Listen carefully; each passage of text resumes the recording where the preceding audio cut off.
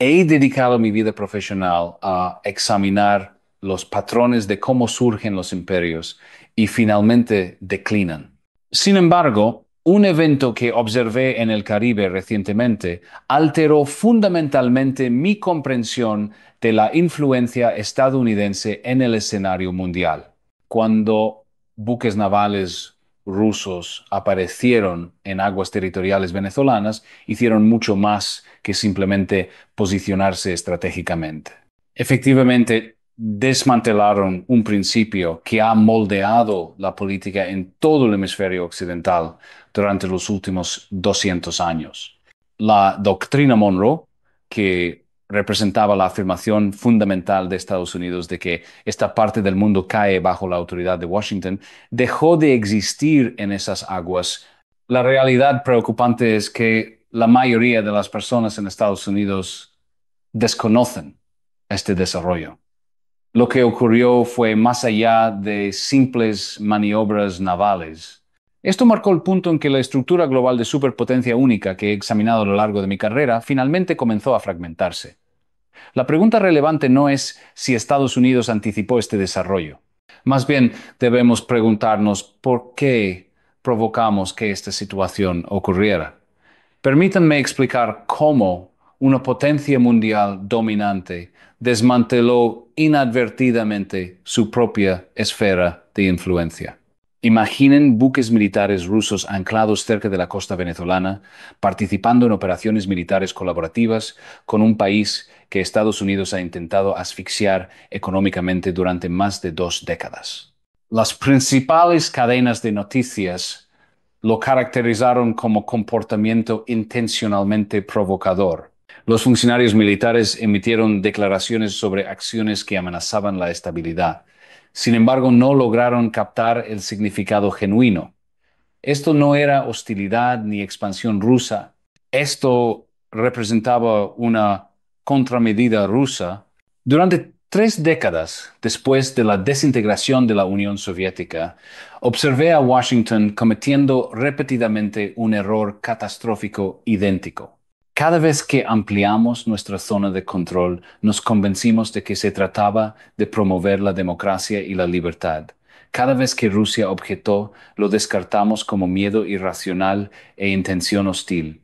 Sin embargo, la mecánica del poder y la influencia permanece indiferente a nuestras racionalizaciones éticas. Cuando esas fuerzas navales rusas establecieron su presencia en aguas venezolanas, estaban respondiendo a una pregunta directa. Si la Organización del Tratado del Atlántico Norte puede extenderse hasta territorio ruso, ¿qué impide que Rusia se extienda hasta territorio estadounidense? El razonamiento fue refinado y simple. El momento resultó ideal y la comunicación fue cristalina. El periodo de superioridad estadounidense indiscutida ha concluido. La situación se originó con excesivo orgullo y sobreconfianza. Tras la disolución de la Unión Soviética en 1991, Estados Unidos permaneció como la única superpotencia del planeta. Habíamos prevalecido en la Guerra Fría. Francis Fukuyama proclamó que la historia misma había llegado a su conclusión. La gobernanza democrática, liberal, había logrado la victoria permanente. En lugar de construir un nuevo marco de seguridad que incorporara a Rusia, seleccionamos la dominación. En lugar de establecer instituciones que reconocieran las realidades posteriores a la Guerra Fría, ampliamos la exacta alianza originalmente creada para restringir a la Unión Soviética. Um, Recuerdo las discusiones durante los años 90. George Kennan, quien diseñó el enfoque de contención, advirtió que expandir la OTAN constituiría el error más consecuente de las relaciones exteriores estadounidenses durante todo el periodo posterior a la Guerra Fría. Él comprendió lo que los funcionarios en Washington se negaron a reconocer. Rusia, independientemente de su liderazgo, percibiría las fuerzas militares de la OTAN en sus límites como una amenaza a su propia existencia. Sin embargo, continuamos avanzando. Polonia, Hungría, la República Checa, seguidos por las naciones bálticas, Bulgaria y Rumania. Cada ronda de expansión se presentó como avance de la democracia. Desde la perspectiva de Moscú, parecía un cerco. El punto de inflexión crítico ocurrió en 2008 durante la reunión de la OTAN en Bucarest. En esa reunión, la alianza declaró que Ucrania y Georgia finalmente obtendrían membresía. Para Rusia, esto representó el límite que no debía cruzarse. Ucrania no es simplemente otro país adyacente. Constituye el núcleo histórico de la civilización rusa. El primer estado ruso se originó en Kiev. La perspectiva de sistemas de armas de la OTAN posicionados a apenas cientos de millas de Moscú era inaceptable para cualquier liderazgo ruso. Sin embargo, Washington asumió que Rusia estaba demasiado debilitada para reaccionar, demasiado dependiente de las estructuras occidentales, demasiado limitada por la agitación interna.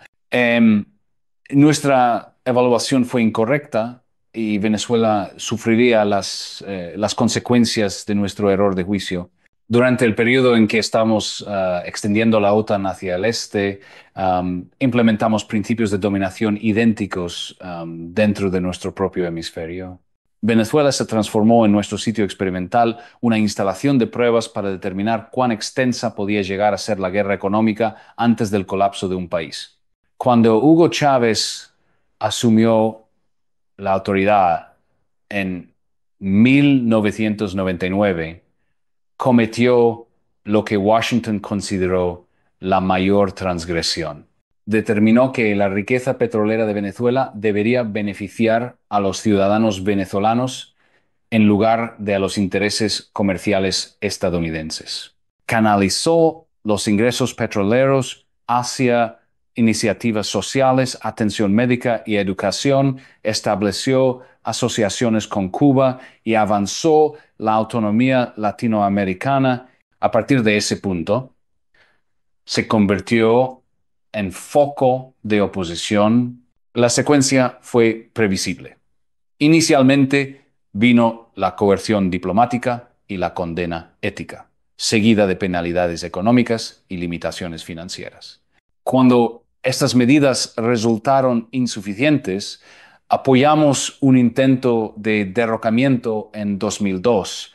No tuvo éxito, pero significó un cambio. Posteriormente, la conexión entre Washington y Caracas se deterioró en conflicto abierto. Cuando Maduro sucedió a Chávez en 2013, nuestro enfoque había tomado forma definitiva, asfixia económica destinada a generar desesperación. Cortamos el acceso de Venezuela a los sistemas financieros globales, impedimos las ventas de petróleo que representaban el recurso vital de su economía, inmovilizamos miles de millones en fondos gubernamentales mantenidos internacionalmente. Las consecuencias fueron devastadoras. La economía de Venezuela se contrajo más de 3/4 partes. Los aumentos de precios alcanzaron proporciones incomprensibles. Las instalaciones médicas agotaron sus suministros. La escasez de alimentos se volvió común. John Bolton, mientras servía como asesor de seguridad nacional, reconoció públicamente nuestro objetivo de infligir daño económico severo. Decenas de miles perecieron como consecuencia directa de nuestro bloqueo económico. Millones abandonaron el país. Sin embargo, la administración permaneció en el poder. En lugar de lograr nuestro objetivo, nuestra coerción logró algo que nunca esperamos. Empujó a Venezuela directamente hacia el abrazo de Rusia. Esto demuestra dónde Putin ilustró la distinción entre maniobras a corto plazo y planificación a largo plazo. Mientras Washington se concentraba en destruir adversarios individuales, Moscú estaba construyendo una red mundial de oposición. Rusia examinó a Venezuela y reconoció potencial donde nosotros percibimos desafío. un país sitiado por penalidades estadounidenses, posicionados sobre las reservas petroleras más extensas del planeta, necesitando aliados urgentemente. La situación era ideal. La colaboración se intensificó progresivamente. Las corporaciones energéticas rusas invirtieron sumas enormes en la empresa petrolera nacional de Venezuela. Llegaron consultores técnicos con expertos militares siguiéndoles. Moscú proporcionó aviones de combate, sistemas defensivos aéreos y equipo blindado. Posteriormente vinieron las visitas navales. A partir de 2008, buques militares rusos han atracado intermitentemente en puertos venezolanos. Inicialmente, estos representaban expresiones de apoyo. Actualmente constituyen declaraciones inequívocamente políticas. Cada aparición transmite un mensaje idéntico. Um, si ustedes pueden posicionar fuerzas en nuestros límites, nosotros poseemos la capacidad de hacer lo mismo en los suyos. El significado simbólico fue perfecto.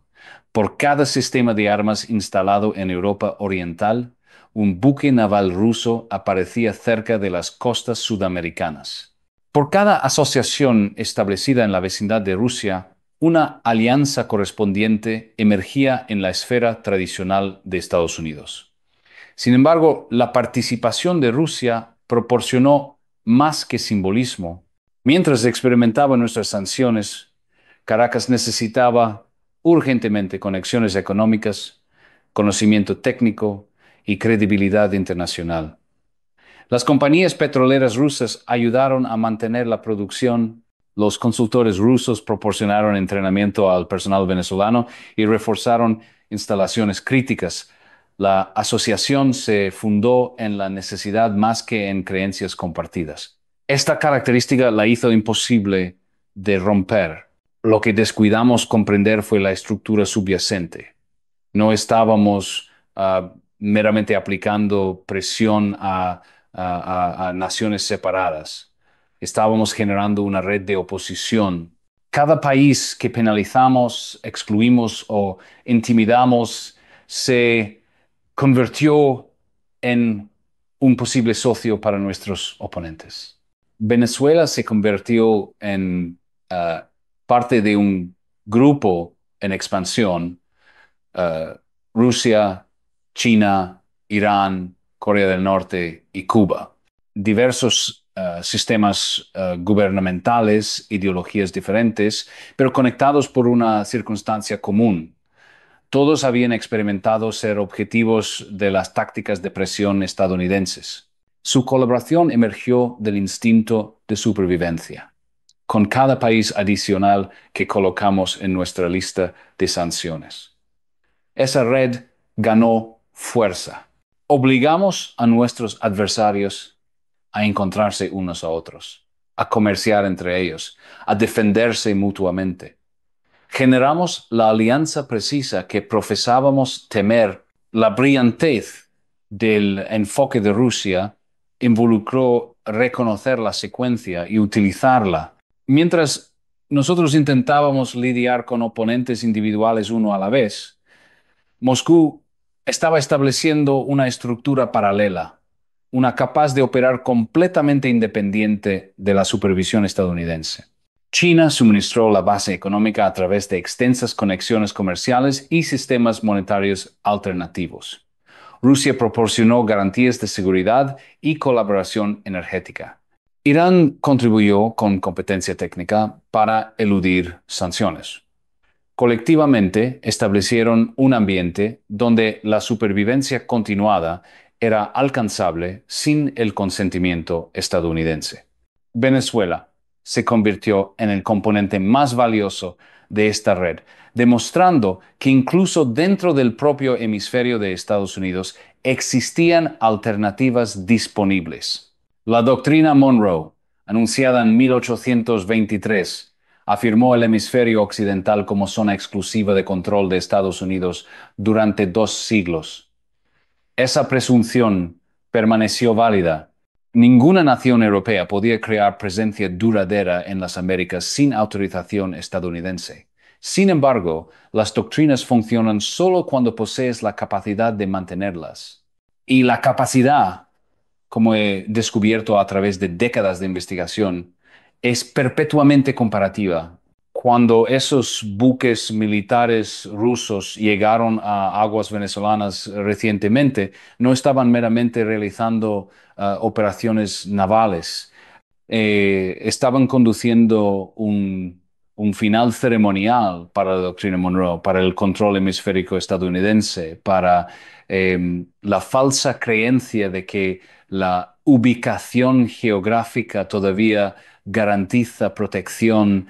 La situación global se ha transformado de maneras que Washington se niega a aceptar. Existimos en un sistema con múltiples centros de poder actualmente, donde la influencia requiere logros más que suposiciones, donde las asociaciones son voluntarias más que forzadas. La comunicación de Rusia fue directa pero dañina. El hemisferio occidental ya no constituye territorio exclusivo de Estados Unidos. Poderes adicionales pueden extender influencia en esta región también. El periodo de autoridad unilateral ha concluido. Lo que hace este momento tan significativo es cómo revela la inconsistencia central en las relaciones internacionales estadounidenses. Sostenemos aproximadamente 800 instalaciones militares en más de 70 naciones. Nuestras fuerzas navales monitorean cada mar. Asignamos más recursos para propósitos militares que los siguientes 10 pascalices juntos. Racionalizamos esto como liderazgo mundial, como preservar un orden basado en reglas establecidas. Sin embargo, cuando Rusia posiciona varios barcos en el Caribe, de repente constituye hostilidad. Cuando nosotros establecemos asociaciones, representa protección colectiva. Cuando otros lo persiguen, se convierte en expansión territorial. Este marco moral inconsistente no ha pasado desapercibido. Para una porción sustancial del globo, el sistema estadounidense basado en reglas parece una estructura donde las regulaciones afectan a todos, excepto a nosotros mismos. Referenciamos la soberanía cuando es ventajoso y la ignoramos cuando es inconveniente. La disparidad en los estándares es notable. Criticamos la interferencia en elecciones mientras financiamos grupos de oposición. Condenamos la gobernanza autoritaria mientras proporcionamos armas a dictaduras que se alinean con nuestros objetivos. Insistimos en que otros países honren las regulaciones internacionales mientras las ignoramos cuando limitan nuestro comportamiento. La gente retiene memoria de los derrocamientos gubernamentales que alentamos en Guatemala, Chile y Argentina. Recuerdan los grupos de ejecución a los que proporcionamos entrenamiento. ¿Recuerdan cómo respaldamos a líderes dictatoriales siempre que se opusieran al comunismo y saboteamos gobiernos democráticos que cuestionaron nuestra autoridad? Um, por lo tanto, cuando Washington afirma preocupación por la democracia en Venezuela, pocos lo aceptan como genuino. La comunidad global ha descubierto que el interés de Estados Unidos en la democracia es selectivo, aplicado cuando corresponde con nuestros objetivos, abandonado cuando entra en conflicto. Lo que estamos observando no es la aparición abrupta de peligros novedosos. Representa el resultado previsible de la expansión imperial excesiva. A lo largo de 3 décadas hemos intentado sostener la dominación mundial a través de la fuerza y la autoridad. Sin embargo, la coerción genera resistencia y la resistencia finalmente descubre manifestación. Cada intervención, cada programa de sanciones, cada posicionamiento militar tiene consecuencias no meramente económicas, sino estratégicas y éticas. Hemos dedicado décadas instruyendo a otros sobre la libertad mientras la negamos a quienes seleccionan direcciones que desaprobamos. La realidad desafortunada es que nada de esto era inevitable. Después de la Guerra Fría, poseíamos una oportunidad significativa para establecer un marco internacional colaborativo fundado en el éxito económico mutuo y el respeto recíproco. En lugar de esto, seleccionamos la dominación. Podríamos haber incorporado a Rusia en las estructuras de seguridad europeas.